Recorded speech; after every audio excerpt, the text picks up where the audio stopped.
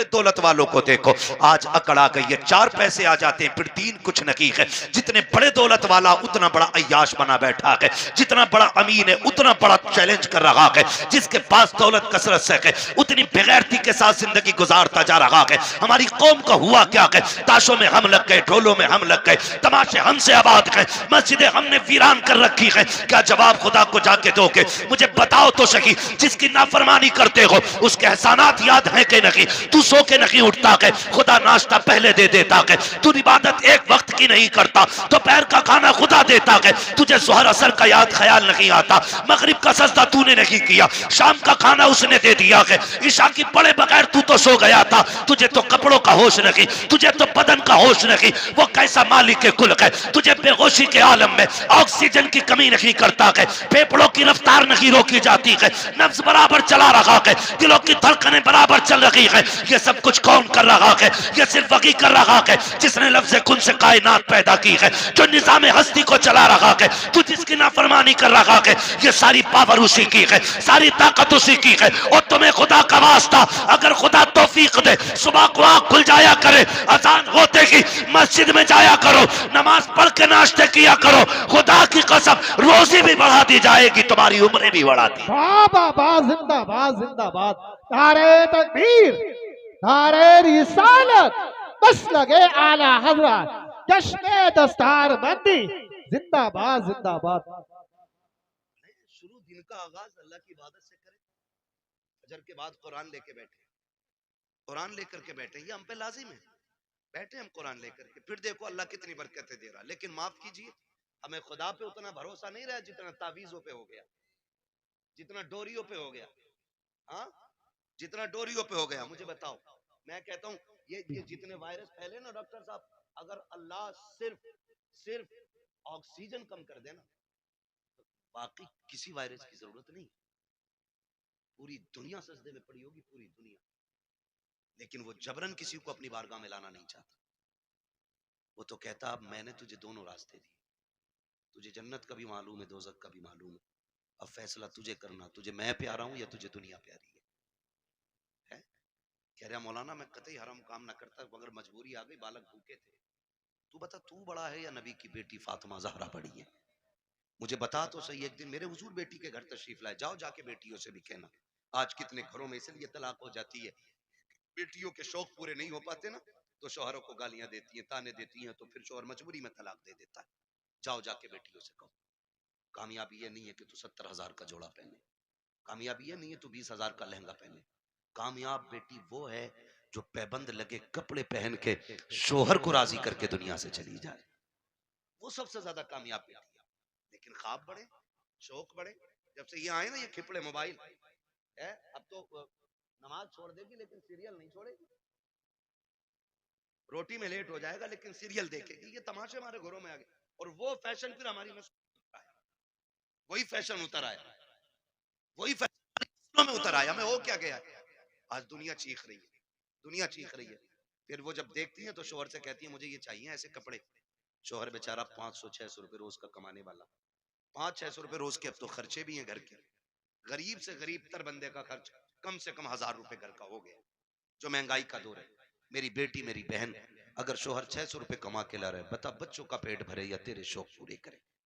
खुदारा इन शौकों का गला घोटो, जिंदगी इसका नाम नहीं है। एक दिन मेरे हुजूर बेटी के घर तशरीफ लाए, बेटी के घर दस्तक दी, आवाज आई मन दक्कल बाप। दरवाजा किसने बजाया? हुजूर फरमाते हैं अना मोहम्मद रसूलुल्लाह, बेटी मैं तुम्हारा वालिद आया हूँ। कहती हुजूर अकेले हैं या कोई साथ में? हुजूर फरमाते हैं बेटी अकेला हूँ। फरमाया फिर अंदर आ जाए, और अगर कोई साथ में हो तो मुझे चादर दे। हुजूर अंदर तशरीफ लाए, बेटी मुसल्ले पे बैठी है, सुने कान खोल के। जब अंदर आए बेटी मुसल्ले पे बैठी है, हुजूर के इस्तकबाल में उठ के खड़ी हुई, कदम कांप गए, कदम काट गए। मैं किसकी बात कर रहा हूँ? खातून जन्नत, जिनको जन्नती औरतों की मलका बनाया गया है। हाँ, जिनकी शादी का वादा मेरे हुजूर ने ले लिया, मैं उनकी बात कर रहा हूँ, आज के घर की बात नहीं। आज कोई मौलवी की बेटी, कोई किसान की, कोई प्रधान की, कोई जमींदार की, कोई चौकीदार की, आज मुस्तफा की बेटी नहीं है। लेकिन मिजाज फिर भी आज के देखिए, और कल की बात देखिए, खड़ी हुई मुसल्ले पे। हुजूर फरमाते हैं फातिमा ये बात क्यों कही? कोई हो तो चादर दे दे, और ना हो तो अंदर आ जाएं। कहती हैं अब बाबा जो दुपट्टा मैंने ओढ़ रखा है ना, इसके पैबंद खुल गए हैं।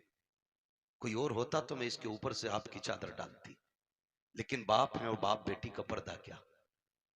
जब आए ना तो बेटी अपी गिरने लगी। हुजूर ने बेटी को संभाला। फरमाते फातिमा खैर तो है? कहती या रसूलल्लाह फाकों से कमजोरी इतनी आ गई है कि खड़ा नहीं हुआ जाता। हुजूर की आंखों में आंसू आ गए। फातिमा क्या चाहती है? महबूब बेटी तेरी और इतने फाके? मेरे नबी ने फरमाया बेटी मुसल्ले का कोना हटा।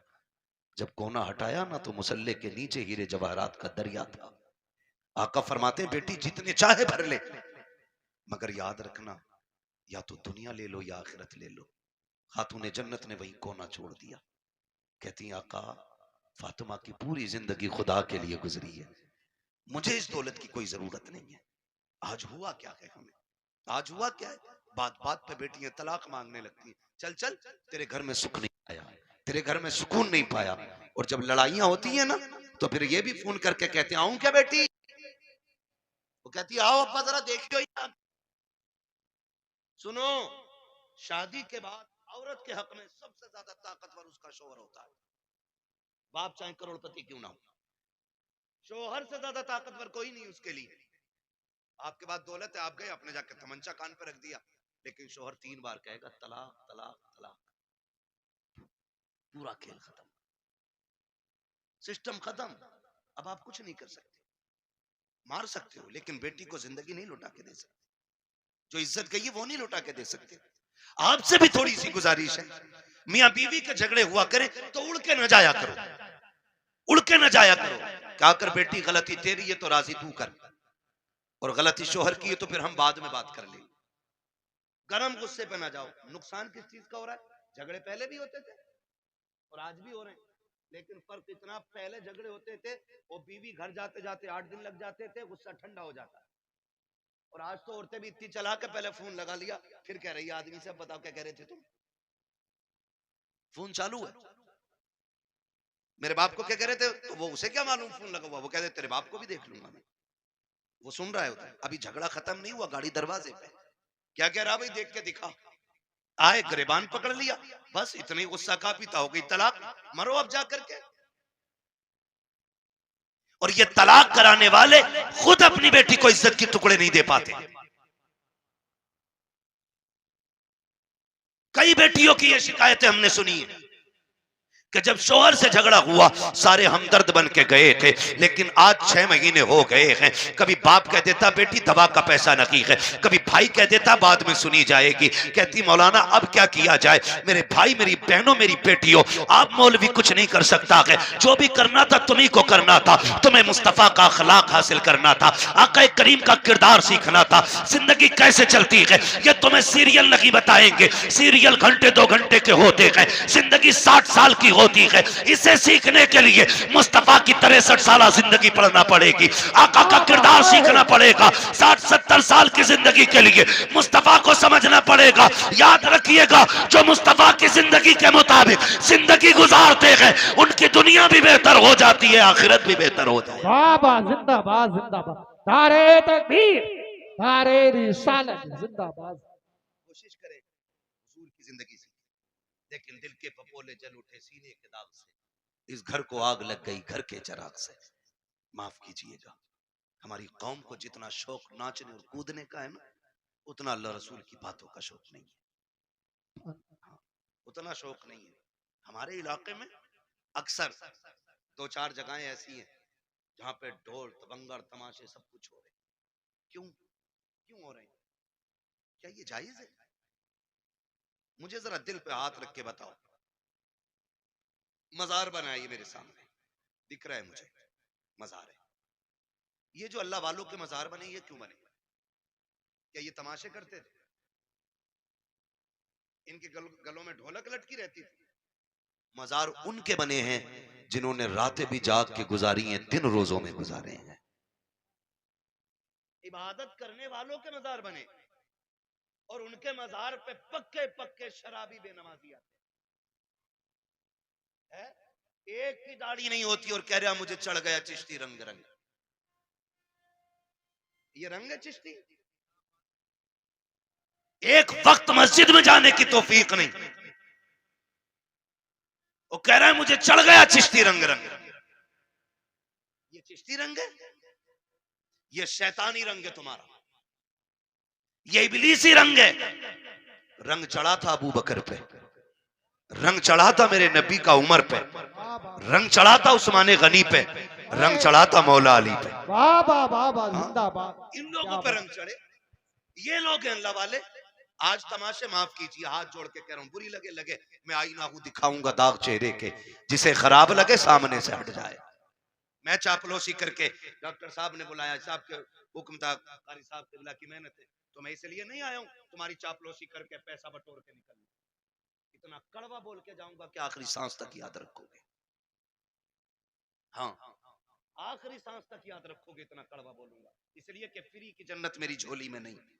मुझे पता जन्नत सस्ती होती तो हुसैन करबला में 72 साल न कटवाता। क्या बात। जन्नत इतनी सस्ती होती तो बिलाल कभी खाल अंगारे और कोयलों से न जलवाते।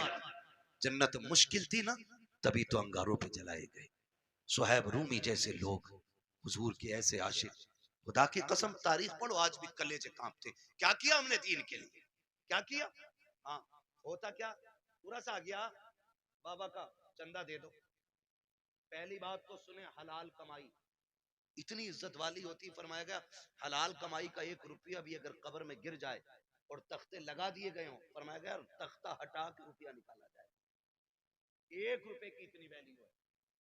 जबकि सगा भाई मुंह ना देख पाया हो, बेटे ने बाप को ना देखा हो, बाप ने बेटे को ना देखा हो, तख्ते हटा के मुंह दिखाने की इजाजत नहीं। लेकिन रुपया निकालने का हुक्म है। तेरे रुपए की इतनी अहमियत है इस्लाम की नजर में, हमारी नजर में कितनी अहमियत। पूरा सारिया बाबा का ठीक है, उर्स करो लेकिन शरीयत के दायरे में करो। उर्सों से मुखालफत नहीं, तुम्हारे तमाशों से तकलीफ है। सुन सकते हैं कड़वी बातें, बोलूं जरा मैं। मेरे सामने नौजवान बैठे, जवान बिगड़ते हैं तो बच्चे इनकी उंगली पकड़ के मेलों में जाते हैं। आज 28 साल का मेले में गया तो 8 साल का उंगली पकड़ के गया, कल ये 28 का होगा 8 के को पकड़ के ये ले जाएगा। ऐसे ही उसूल चलता रहेगा और तुम जाहिल के जाहिल रह जाओगे, कभी तरक्की नहीं कर पाओगे। ये हालत हमारी रहेगी, याद रखना।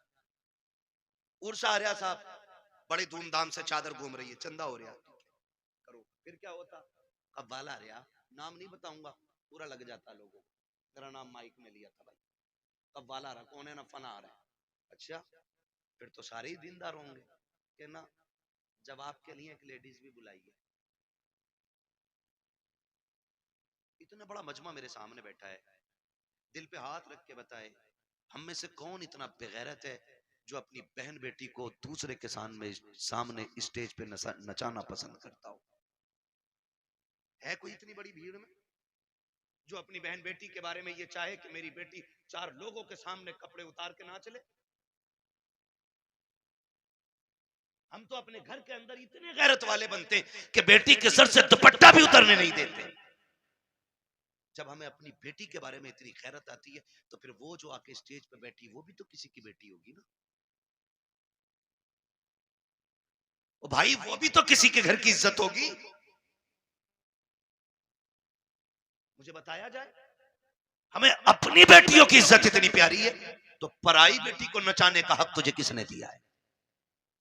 और वो भी कौम के गैरत वाले पैसे से, जिसे किसी ने भट्टे पे कमाया, किसी ने फैक्ट्री में कमाया, किसी ने पसीना बहा के कमाया, किसी ने गेहूं कटाई में कमाया, किसी ने धान कटाई में कमाया, किसी ने रात दिन मेहनत करके कमाया, उसे तुम लोगों के अय्याशियों पे खर्च कर देते हो थोड़ी सी देर की जहनी अय्याशी के लिए। का इधर से मुकाबला होगा, इधर से मुकाबला करने वाली होगी, इधर से शेर होगा, उधर से जवाब आएगा। आग लगे इस बेगैरती को, उसी में देखा जाता है चंद कौम के बेगैरत अमीर आगे टेबल लगा के बैठ जाते हैं, नोटों की यूं बारिशें किया करते हैं, चंद बेगैरत वाह में लग जाते हैं। कह तो देखो फलां के बेटे ने कितना लुटाया है, फलां के बेटे ने कितना पैसा लुटाया है, आज पता चल गया किसकी मां ने कितना दूध पिलाया है। नहीं बेटे, आज पता नहीं चला है, ये कब्र में जाके पता चलेगा किसकी मां ने कितना दूध पिलाया था। आज जो तमाशे देख के कहते हो आज पता चल गया अमीर कौन है। तुमसे हाथ जोड़ के कहता हूं, और बेगैरती में पैसा न लुटाना, तुम्हारी बस्ती में बेवाएं भी होंगी, तुम्हारे बस्ती में गरीब भी होंगे, तुम्हारी बस्ती में यतीम भी होंगे। तुमने देखा होगा जब तुम्हारे बेटे ईद के दिन नए कपड़े पहन के ईदगाह जाते होंगे तो उसी रास्ते पर कुछ गरीब मुस्लिम बच्चे कोई चने की दुकान लगाता होगा, कोई खिलौनों की दुकान लगा के बैठा होगा। खुदा की कसम उसका भी जी चाहता है वो भी ईद के दिन नए कपड़े पहने, वो भी जी चाहता था कि ईद की नमाज पढ़ने के लिए जाए, लेकिन साहिब गुरबत ने रास्ते में पकड़ के रोक दिया था। जरूरतों ने उसको खरीदार बना दिया है। बैठ गया कि रास्ते में सामान लेकर के हम खरीदते तो चले जाते हैं, लेकिन गुरबत का ख्याल किसी को नहीं आता। हाँ, तेरे पास दौलत है, तुझे रब ने पैसा दिया था तो अय्याशियों के लिए तो नहीं था, कव्वाली और तमाशों में लुटाने के लिए नहीं था। काश क्या की अच्छा होता तू इस पैसे को उठाता, चांद रात वाले दिन किसी यतीम के दरवाजे पे रात के अंधेरे में अंदर डाल के आ जाता, पर्चा बना के डाल देता। ईद सिर्फ मेरी नहीं है, ईद तुम्हारी भी है, इससे तुम भी ईद मनाना। खुदा की कसम अगर उस पैसे से किसी गरीब की ईद हो जाती तू कब्र में बाद में जाता, मदीने वाला तेरी कब्र में पहले तशरीफ। जिंदाबाद जिंदाबाद, बहुत अच्छी हजरत, जिंदाबाद जिंदाबाद। जो करने के काम थे वो किए ही नहीं, वो जो ना करने के तो डूब गए जा करके। हुए ना बरबे निशां कैसे कैसे, जमीन खा गई आसमां कैसे कैसे। अल्लाह ने तुम्हें दौलत दी है ना, खर्च करने से कौन रोकता है? लगाओ, लेकिन वहां जहां लगाने की, जहां खर्च करने की जगह हमारे कमाई मेहनत की है तो हम क्यों हराम काम में लगाएं जिसका नतीजा कुछ ना हो। यार मैंने किसी किसान को ढेला के धार में आज तक गेहूं बखेरते हुए नहीं देखा। क्यों नहीं बखेरता भाई? इसलिए कि इसमें बखेरूंगा तो मिलेगा क्या? सारा ही बह जाएगा। एक पक्की जमीन में 6 बार हल चला के दाना डालता है, सिर्फ इस उम्मीद पे कि इससे गेहूं उग के आएगा, एक के बदले में 7 बालें मिलेंगी, हर बाल में 70 दाने मिलेंगे। हम किसान से ताल्लुक रखने वाले लोग तो हम तो दाना भी बेकार जगह नहीं डालते। जब दाना बेकार जगह नहीं डालते तो आप पैसा बेकार जगह कैसे डाल सकते? पैसा बेकार जगह कैसे डाल सकते? अल्लाह ने दौलत दी है ना, तो तालीम पे लगाओ, इल्म पे लगाओ, कुरान वालों पे लगाओ। आप पैसे वाले किसी गरीब की तालीम में मदद करें।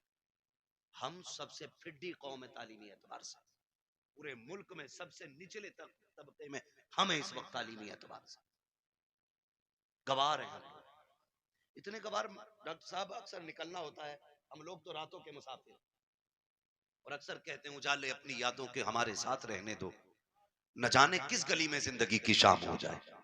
है ना, जिंदगी मौत, मौत बहुत तेजी से हमारी तरफ बढ़ रही है, बहुत तेजी से।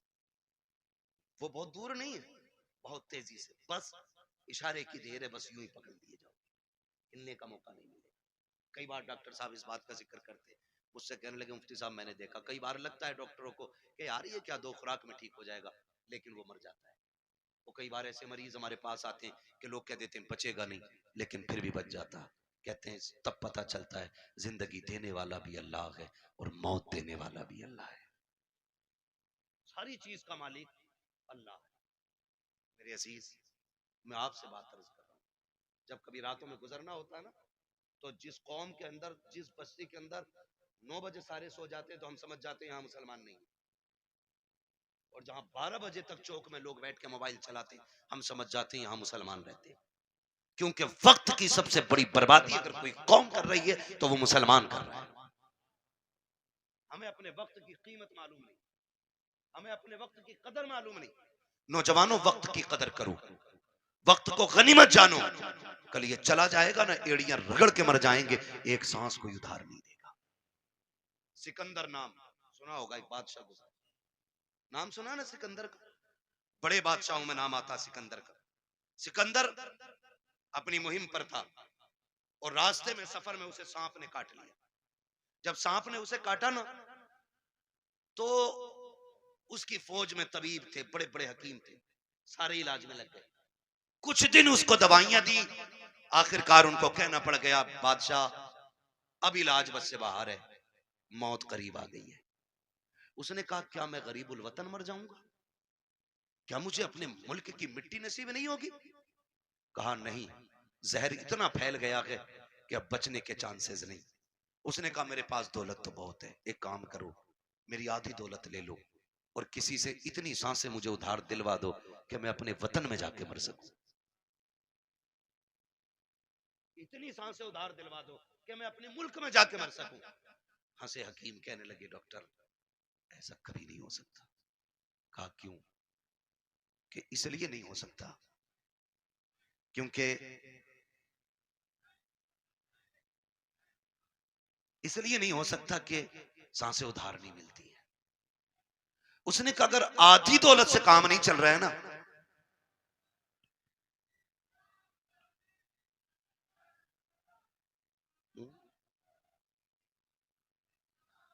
अगर आधी सांसों से भी, उसने कहा अगर आधी दौलत से काम नहीं चल रहा है ना, तो कहा फिर ऐसा करो मेरी पूरी दौलत उठा लो। तवज्जो है सारे लोगों की? तवज्जो करें जरा, मेरी तरफ देखें। उसने कहा अगर आधी दौलत से सांसें नहीं मिल रही ना, तो उसने कहा मेरी सारी दौलत ले लो, मेरी सारी दौलत ले लो, लेकिन इतनी सांसें मुझे दिलवा दो कि मैं अपने वतन में जाके मर सकूं। भाई शांति से आके बैठ जाओ। उसने कहा इतनी सांसें मुझे दिलवा दो कि मैं अपने वतन में जाके मर सकूं। तो उसने कहा बादशाह पूरी दौलत लेकर भी तुझे एक सांस कोई उधार नहीं दे सकता। उसने कहा फिर सुनो, अगर मेरी दौलत किसी काम की नहीं है ना, तो फिर एक काम करना, मैं मर जाऊं ना तो मेरे हाथ कफन के बाहर निकाल दे। क्या करना है? कफन के, बोले कफन के, मैं मर जाऊं तो मेरे हाथ कफन के बाहर निकाल जान दे। क्यों सिकंदर? उसने कहा ताकि जमाने को पता चल जाए दौलत पे भरोसा ना करना। ये सिकंदर के काम ना आ सकी तो तुम्हारे क्या काम आ सकती है। और ये भी निकाल के बता देना कि मैं वो बेवकूफ बंदा हूं जिसने सब कुछ दौलत को समझा था, लेकिन जब आया था तब भी हाथ खाली थे और जा रहा हूं तब भी हाथ खाली। मेरे अजीज, मौत जब आएगी ना, एक लम्हे का मौका नहीं देगी, एक मिनट का मौका नहीं देगी, आपको सीधा नहीं होने देगी। तुमने देखा होगा शद्दाद ने जन्नत बनवाई, सुना है कि नहीं? शद्दाद ने जन्नत बनवाई। ख्वाब कितने बड़े थे कि पूरी जिंदगी ऐश की जिंदगी जन्नत में गुजारूंगा, लेकिन जब मरा ना तो जमीन और आसमान के बीच में लटका हुआ था। और ये भी आता है कि एक पैर जन्नत के बाहर था और एक पैर अंदर था। अल्लाह ने कहा खींच लो रूह, इसे इसकी औकात पता चल जानी चाहिए, इसे इसकी हैसियत पता चल जानी चाहिए। नमरूद कितनी बड़ी ताकत का मालिक था, इतना बड़ा ताकतवर के खुदाई का दावा कर बैठा। अल्लाह ने एक मच्छर से मरवा दिया ताकि दुनिया को पता चल जाए सबसे बड़ा खुदा अल्लाह है, सबसे पावरफुल सिर्फ खुदा की जात है।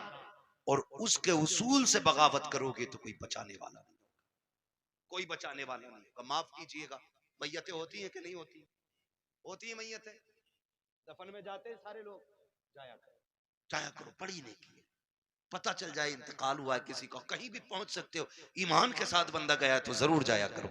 अगर वो नेक होगा तो अल्लाह उसके सदके में तुम्हें बख्श देगा, और अगर तुम नेक होगे तो अल्लाह तुम्हारे सदके में उसे बख्श देगा। ये किया करो। और अब तो माफ करना, जनाजे भी ना जनाब, जनाजे भी अब तो बदले का बदला है, जनाजे भी बदले का बदला है। हमारे अब्बा के में आओगे तो तुम्हारे अब्बा के में आएंगे, तुम नहीं आओगे तो हम नहीं आएंगे। ये बात क्लियर?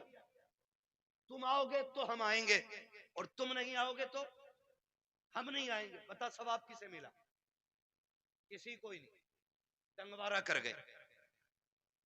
हाँ भाई, एक थप्पड़ तूने मार लिया, एक हमने मार लिया, बात है बराबर हो गई ना। तो अब जनाजे भी खुदगर्जी में हम लोग जा रहे हैं। और माफ कीजिएगा, जनाजा अमीर का होता तो भीड़ देखने मिलती है, और जनाजा गरीब का होता तो लोग कंधा भी नहीं देना चाहते। जन्नत दौलत और गुर्बत पे टिकी हुई नहीं है, ये याद रखना। अगर ये लगता है कि अमीर के जनाजे को कंधा देने में ज्यादा सवाब है तो ये सबसे बड़ा धोखा है। मैं तो कहता हूं कंधा उसे जाके जल्दी दिया करो जिसे कोई कंधा देने तैयार ना हो, उसे पहले कंधा दिया करो दौड़ के, जिसका जनाजा कोई उठाने वाला ना हो। क्योंकि तुम नहीं जानते हो, जिसके जनाजे को भीड़ लगी है ना, लगता है ये दिखावे करके गया है, हमारे जैसा उसका शोहरा टीप टाप रही होगी, लेकिन जिसे कंधा कोई नहीं दे रहा है ना, तो समझ जाओ हो सकता है इसने रातों में इबादत की हो, इसने तब रब को आवाज दी हो जब कोई ना देख रहा हो, इसलिए लोग इसे कंधा देने तैयार नहीं। तो फैसला जो है ना भीड़ का, ये अंदाजा लगाना कि कंधा उसको दौड़ के दो जिसे कोई कंधा ना दे रहा हो, मिट्टी दो। अब तो वक्त नहीं है, माफ कीजिएगा, हालात ये हो गए कि जनाजे को मिट्टी देनी तो बड़ी बात है, नमाज पढ़ के आधे निकल लेते। तो मसरूफी इतने हो गए, टाइम किसके पास है मिट्टी तक जाने का? है दुआ अजी मिट्टी डाल दे 3 मुट्ठी, बड़ी बात है। कह रहे आप बैल खुलोगे छोड़िए, दुकान खुली रह गई, एक दिन आएगा मेरे लाल आंखें खुली रह जाएंगी। आज दुकान खुली है, बैल खुले, कल आंखें खुली रह जाएंगी। हाँ, वासिफ अली वासिफ ने जब किसी को खाना दिया ना भूखे को, तो पूछा था किसी ने क्या कर रहे हो, तो उसने कहा था यार कुछ नहीं, अपने जनाजे की भीड़ इकट्ठी कर रहा हूं। इतने अच्छे काम कर जाओ लोग तुम्हारे जनाजों में शरीक होने लगे, अल्लाह से लंबी दुआएं मांगा करो रो रो के, मालिक जिंदगी अच्छी कर दे ताकि मौत भी अच्छी हो जाए, ये मांगा करो अल्लाह से। आज तो डरी कोई नहीं, डरी कोई नहीं, तो जब मौतें होती है नहीं होती, बोलो यार, बोल सकते हो तो बोलो, है ना, होती है कि नहीं मौतें?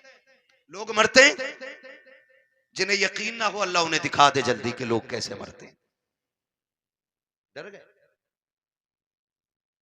लोग मरते हुए देखे कि नहीं? बोलो यार, जोर से बोल दोगे तो कोई मुंह का रसगुल्ला नहीं गिर जाएगा। मरते हुए देखे ना लोग। मौत के भी अलग अलग तरीके, रूह जब निकलती है ना, इधर से निकलना शुरू होती है और ऐसे निकलती हुई आती है, घुटनों में आती है ना तो रूह फिर अटकती है, फिर नेकियां काम होती आती हैं ना तो फिर रूह निकलती है, फिर कमर में जाकर रूह अटक जाती है, फिर नेकियां सहारा देती हैं तो फिर रूह पर चलती है, फिर सीने का जो मंजर होता है ना वो बड़ा मुश्किल होता है। जब सीने में रूह अटकती है ना करके, तब इंसान को याद आता है कितने पाप किए थे और कितनी नेकियां की थी। तब एक एक करके नेकी याद आती है, एक एक करके गुनाह याद आता है, फिर सोचता है काश कुछ ऐसा कर लेता कि जो कब्र के उजाले का भी इंतजाम हो जाता। लेकिन फिर सोचने से कोई नतीजा नहीं, फिर कोई फायदा नहीं, फिर हजार सर मारो दीवारों में कुछ नहीं होता। हमने ऐसे भी देखे कि गले तक जब मौत आ जाती है ना, सिर्फ जबान करवटे बदलती है, जबान जो ये चल जाती है ना तड़ से, किसी पे भी चल जाती है ना एकदम से, जो एकदम से मिनट नहीं लगते, सेकंड नहीं लगते, ताड़ से ऐसा जुमला निकलता मुंह से कि सामने वाले के कलेजे के पार हो जाया करता है। तीर के दिए हुए जख्म भर जाते हैं यार, जबान के दिए हुए जख्म नहीं भरा करते हैं। जब बेटा अपने बाप से कहता है ना तेरी औकात क्या, तूने क्या किया था, तूने तो हमें से बड़ा कर दिया, ये जो संपत्ति है ना ये मेरी मेहनत की है, तो याद रखना ये जुमले बाप के कलेजे चीर देते हैं, ये जुमले माँ के कलेजे के टुकड़े टुकड़े कर देते हैं। ये जबान जो आसानी से चल गई थी ना बहनों से कि भीख लेने आ जाया करती है, तेरा है क्या इस जायदाद में, कभी ये ताने ना दिया करो, इसे संभाल के रखा करो। अगर ये गलत चल जाती है इंसान को दोज़ख में पहुंचा देती है, अगर ये सलामती से चलती है तो बंदे को जन्नत तक पहुंचा दिया कर। वाह वाह, नारे तकबीर, नारे रिसालत। थोड़ा कम है बस, मैं चंद बातें कर ले रहा हूँ। खुदा जबान सही करे, जबान सही करे, इसे जबान संभाल के बोला करे, तड़ से किसी को गाली ना दे, ऐसा जुमला ना बोले कि किसी के कलेजे के पार हो जाए। वरना याद रख, ये कब्र पे खड़े होकर जो बेटा कहता है ना बाद में, मेरे अब्बा को किसी को मेरे अब्बा से तकलीफ पहुंची हो तो माफी मैं मांग रहा हूँ, आज इसकी माफी से कुछ नहीं होना है, कुछ नहीं होना। मेरे अब्बा पे किसी का कुछ हो तो ले लेना। ये वो बेटा कह रहा है जो बाप की कब्जा की हुई आधा बीघा जमीन पे एक्स्ट्रा खुद भी हल चला रहा, खाली कब्र पे होकर खड़े होकर सफाई दे रहा, सफाई। अगर इसके मन में देने की होती ना, पहले वो वाली बांट के आता जो अब्बा ने हराम की छीनी। अब्बा ने सगे भाई की 5 बीसे फालतू जोत रखी है और बेटे को पता है ये कब्जा किया हमने, पहले वो निकाल के दे जो अब्बा ने हराम की ली थी। बेटे से कहो वाली देखे ना, ये तो अब्बा ही हिसाब देंगे। तो कब्र पे खड़े होके अच्छा ना बन। अब सांस बंद हो गई, रजिस्टर बंद, अब तो कब्र जाने और कब्र वाला जाने। अब आया है ना अंदर, जमीन कहेगी आज तेल निकालू, तूने मेरी खातिर अपने सगे भाई को कचहरियों में घसीटा, मेरी खातिर तूने फला रिश्तेदार को जलील किया, आ तुझे तेरी औकात दिखाऊं। जब रगड़ेगी ना तो सुरमा बना देगी सुरमा, कोई बचाने वाला नहीं होगा। तुम तो इस खुशी में बेखुशी में ये भूले बैठे हो कि तीजा हो गया है, बंदा जन्नत में पहुंच गया होगा, 40वां हो गया जन्नत में पहुंच गया। हुकूकुल इबाद का मामला इतना सख्त है मेरे अजीज, तुम एक नहीं सैकड़ों नहीं हजारों तीजे 40वें करा लो, अगर किसी भाई का हक लेके जा रहे हो अल्लाह उस वक्त तक जन्नत नहीं देगा जब तक एक एक भाई का तुमसे हिसाब बराबर नहीं करा ले। याद रखना, धोखे में मत पड़ना। इसलिए किसी का खा के नहीं मरना, खुदा तौफीक दे तो दे के मरना, दे के मरना। कोई किसी का नहीं होता है बेटे। 40वें के बाद कब्र तक भूल जाते हैं अब्बा दफन का। ईद के दिन जाके कह रहा चाचा तुम्हें तो पता होगा अब्बा किस कोने में रखे गए थे। ये पूछ रही है औलाद आज की, ये पूछ रही है आज के दौर में अगर कब्रों को निशान भूल गए हम, तो क्या लगता है आने वाली नस्लों को हमारी कब्रें याद रहेंगे? उन्हें तो कब्रिस्तान तक याद नहीं रहेंगे हैं किधर। इसलिए खुदारा आखिरत की तैयारी खुद से करें, अपने आप से करें। अपने पीछे कुरान पढ़ने वाले छोड़ दें, अपने पीछे कुरान पढ़ने वाले छोड़ दें। हम तो कह देते हैं कोई बात नहीं, मेरा इंतकाल हो मेरे बच्चे कहेंगे मदरसे से बच्चे भेज दिए, ठीक है, बरकत वाली जमात है, नेक जमात। लेकिन ये बात बताओ, पढ़ने में खुलूस इनके उतना ही होगा जितना बेटे के पढ़ने में खुलूस होगा? हो सकता है?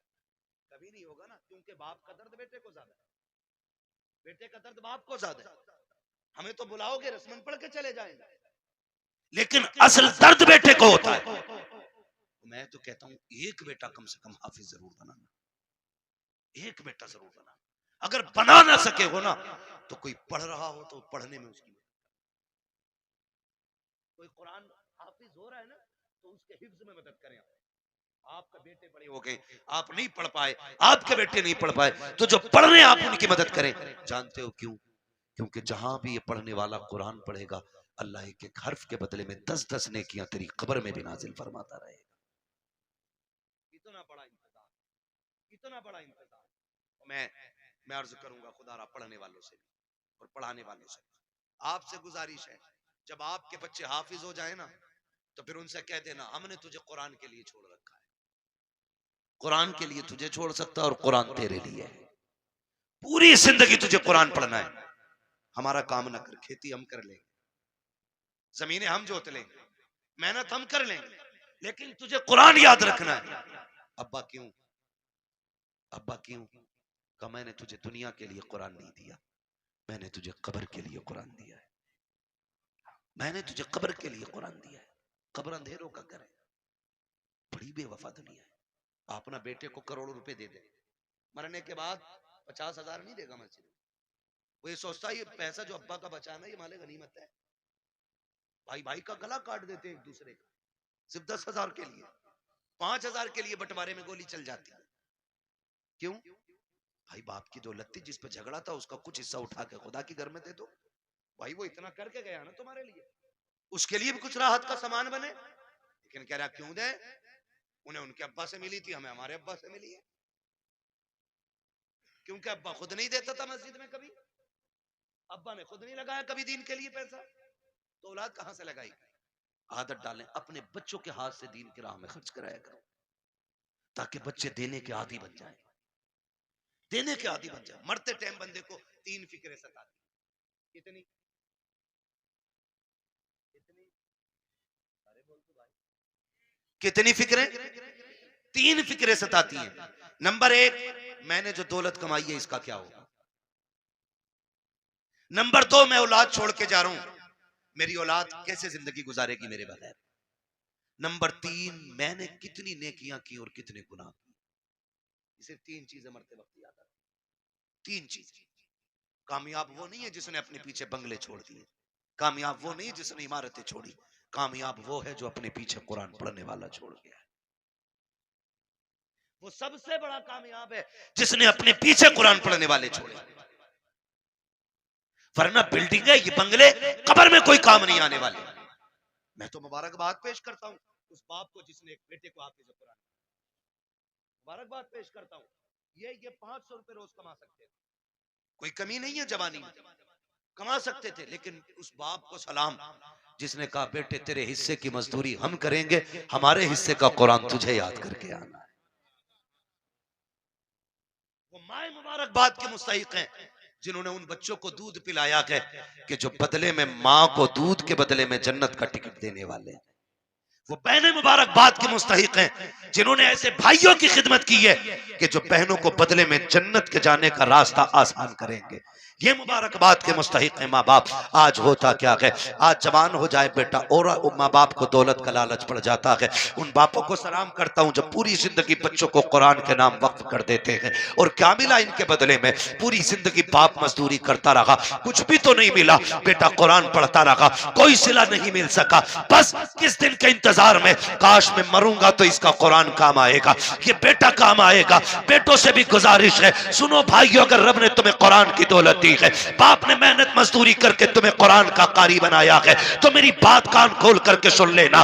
जब दुनिया बाप के जनाजे में जा रही हो, तुम भी जनाजे में जा रहे होगे, लोग आखिरी तख्ता दे करके बड़ी तेजी से मिट्टी डाल के लौट आएंगे। कोई कहता कि गर्मी ज्यादा है, खड़ा नहीं हुआ जाता है, कोई कहेगा सर्दी ज्यादा है, ठंड लग रही है, ये कह के लोग पलट आएंगे। कब्र में तुम्हारा बाप अकेला रह जाएगा। तो तुम्हें खुदा का वास्ता, एक कुरान पढ़ने वालों, तुम्हें उठ के नहीं आना है। जब सारे चले जाएं, तुझे बाप की कब्र पे बैठना है और कहना है अब्बा पूरी जिंदगी तूने कुरान पढ़ाया, खुद मजदूरियां करता रहा, मेरे हिस्से के धक्के तूने खाए हैं, मेरे हिस्से की गालियां तूने सुनी है, कभी चैन से सो ना सका, रात को ओवर टाइम ड्यूटी इसलिए करता रहा ताकि मैं कुरान ठीक से पढ़ सकूं, मैं कुरान का कारी बन गया। फिर भी तुझे जरूरत मजदूरी के अड्डों पे ले जाती रही, तुझे फिर कुरान पढ़ने की मोहलत ना मिली, मुझे मदरसों ने फुर्सत ना दी, तुझे जरूरत बाजार ले गई, तू मजदूरियां करता रहा। जो कुरान तूने पढ़ाया था, एक बार बैठ के पूरा कुरान न सुन सका। अपने बाप की कब्र पे बैठना और कहना अब्बा आज तू भी फुर्सत से है, मैं भी फुर्सत से हूं। जब दुनिया बिरयानी के लिए लड़ रही हो, तुम अपने बाप की कब्र पे बैठ जाना, अलहम्द के अलिफ से लेके वन्नास की सीन तक पूरा कुरान पढ़ के उठना। अब्बा से कहना अब्बा आज मैंने तेरी मेहनत का हक अदा किया है, कसम खा के कहता हूं, इधर कुरान की तिलावत मुकम्मल होगी, उधर कब्र में खुदा की रहमतों का नुज़ूल होना शुरू। नारे तकबीर, नारे रिसालत, बस लगे आला हजरत उलमाए सुन्नत, ख्वाजा का हिंदुस्तान, मिलक्का सुन्नी मुसलमान, हजरत अल्लामा मुफ्ती अब्बास साई किबला जिंदाबाद जिंदाबाद। करेंगे इंशाअल्लाह, पढ़ाएंगे बच्चों को कुरान, वादा करें इंशाअल्लाह। कितना है मैं कुरान, लोग समझते नहीं, लोग समझते नहीं है। मैं अभी 10 मिनट और हैं, कहें तो मैं थोड़ी कड़वी बात और कह दूं। पहले वादा करो इंशाअल्लाह कुरान से प्यार करेंगे, बच्चों को पढ़ाएंगे इंशाअल्लाह। अगर हम पढ़ने और पढ़ाने के लायक नहीं तो पढ़ने वालों की इज्जत करेंगे इंशाअल्लाह, करेंगे इंशाअल्लाह। कुरान कितना अहम है, बस चंद बातें और सुन लो, 11:15 हो गए। हाँ, तवज्जो करें। उम्र, हर जिंदगी की, हर शख्स की जिंदगी के 3 मरहले, अगर अल्लाह लंबी उम्र दे। सुबह, दोपहर, शाम। सुबह बचपन, दोपहर, बोले बड़े अच्छे लोग हैं माशाल्लाह, अगर हमारे इलाके के लोग अच्छे नहीं होंगे तो फिर किसके इलाके के लोग अच्छे होंगे? समझ गए? सुबह, सुबह, सुबह, दोपहर, शाम। क्या बात है, ये 3 होते हैं। इतना याद हो गया ना? सुबह बचपन होता है, दोपहर जवानी होती है और शाम बुढ़ापा होता है। सुबह के बाद उम्मीद होती है दोपहर आए, दोपहर के बाद उम्मीद होती है शाम आएगी, लेकिन शाम के बाद उजाले का फिर कोई पहर नहीं होता, फिर आगे रात ही रात, फिर जो सूरज निकलेगा एक नई जिंदगी का आगाज, नया दिन यानी कि नई नस्ल, फिर वो एक नई नस्ल का आगाज। आप जानते हो बचपन इतना खूबसूरत होता है कि कब गुजर गया पता ही नहीं चलता, और लोग आखिरी सांस तक कहते हैं काश बचपन फिर से लौट आता। बचपन इसलिए भी खूबसूरत होता है क्योंकि जिम्मेदार बाप होता है। यही क्लियर है ना? गलत तो नहीं बोला ना मैंने? बचपन इसलिए खूबसूरत होता है क्योंकि सर पे हाथ रखने वाला बाप होता है। इसलिए खूबसूरत होता है कि बचपन हम बाप की मर्जी से जीते। जवानी खूबसूरत होती भी है और ना भी होती है। जवानी उन बच्चों की खूबसूरत होती है जिनकी जवानी भी माँ बाप की मर्जी से गुजरती है। ठीक है जी। जवानी उन बच्चों की अच्छी होती है जिनकी जवानी माँ बाप की मर्जी से गुजरती है। और बुढ़ापा, दुनिया कहती है बुढ़ापा बुढ़ापा। वजह जानते हो? वजह सिर्फ इतनी है कि बचपन में बहुत दोस्त होते। बचपन में बहुत दोस्त होते। मेरे हुजूर फरमाया करते थे मुझे बच्चों के 5 खेल बड़े पसंद है। 5 काम बच्चों के पसंद है। इंशाअल्लाह कभी वक्त होगा ना और जिंदगी फिर लेके आएगी ना तो इन 5 कामों पे बच्चे की गुफ्तगू फिर होगी, क्योंकि बात बड़ी लंबी है वो भी। बस जो मैं कहना चाह रहा हूँ ना चाचा फिर वो रह जाएगा अधूरा मसला, है ना? बस मेरी बात पूरी हो जाए, अल्लाह करे इस बीच में। तो बचपन में ना बहुत सारे यार मिल जाते हैं। हमजोली बच्चे इतने इतने आजाद होते हैं। अम्मी कहती है ला बेटे जल्दी जा, चाय खोल गई है, पत्ती नहीं है, जल्दी लेके आ। गया सुबह चाय की पत्ती लेने, दोपहर के टाइम लौट रहे। हाँ? ये बचपन है और इसी को बचपन कहते हैं। ये आजाद जिंदगी है। पके ना पके चाय, हम तो तमाशा देखेंगे। बच्चे गए, कोई आ गया डुगडुगी वाला, वहीं लग गए। अब अम्मा परेशान है, चाय दोपहर तक पकती रही। ये है ना, ये आजादी होती है बचपन की। और बचपन के यार बड़े सच्चे होते हैं। अभी लड़ेंगे, कल किसी पंचायत के बगैर फिर एक हो जाएंगे। ना कोई मुकदमा, ना कोई बहस, ना कोई पंच, ना कोई पंचायत। आज लड़के गए थे, सुबह फिर गले मिल जाते। इतना आजाद बचपन। और जवानी, जवानी में जिसके पास पैसा है उसके 1000 यार है। बस समझ गए ना? 2 चीजें, वक्त और पैसा। जिसके पास है ना उसके 1000 यार मिलेंगे। यानी यार उन्हीं के ज्यादा मिलेंगे जो बर्बाद हैं खुद भी और दूसरों को भी बर्बाद करेंगे। ये दूसरे लफ्ज मैंने बोले। भाई जिसके पास फालतू वक्त है, कोई काम नहीं है, तो वो दूसरों को भी ठलुआ बना के बैठाएगा। जो बंदा 4 पैसे कमाता, कहीं काम से लगता, बच्चों को हलाल रोजी खिलाता, दुकान बंद, वो भी बैठा उसके साथ।